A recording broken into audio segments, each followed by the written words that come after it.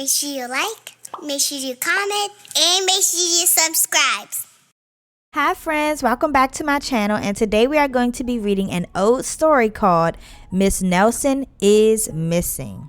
The kids in room 207 were misbehaving again. Spitballs stuck to the ceiling. Paper planes whizzed through the air. They were the worst behaved class in the whole school. "Now settle down," said Miss Nelson in her sweet voice, but the class would not settle down. They whispered and they giggled, they squirmed and made faces. They were even rude during story hour, and they always refused to do their lessons. "Something will have to be done," said Miss Nelson. The next morning, Miss Nelson did not come to school. "Wow," yelled the kids, "now we can really act up." They began to make more spitballs and paper planes. "Today, let's just be terrible," they said. "Not so fast," hissed an unpleasant voice. A woman in an ugly black dress stood before them. "I am your new teacher, Miss Viola Swamp," and she rapped the desk with her ruler. "Where's Miss Nelson?" asked the kids. "Never mind that," snapped Miss Swamp. "Open those arithmetic books."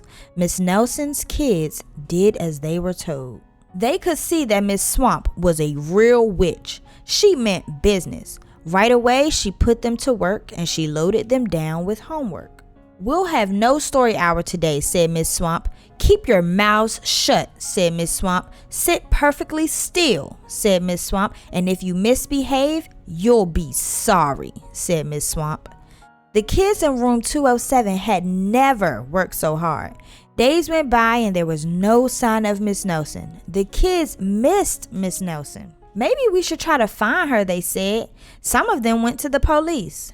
Detective McSmogg was assigned to the case. He listened to their story. He scratched his chin. He said. I think Miss Nelson is missing. Detective McSmogg would not be much help." Other kids went to Miss Nelson's house. The shades were tightly drawn and no one answered the door. In fact, the only person they did see was the wicked Miss Viola Swamp coming up the street. "If she sees us, she'll give us more homework." They got away just in time. Maybe something terrible happened to Miss Nelson.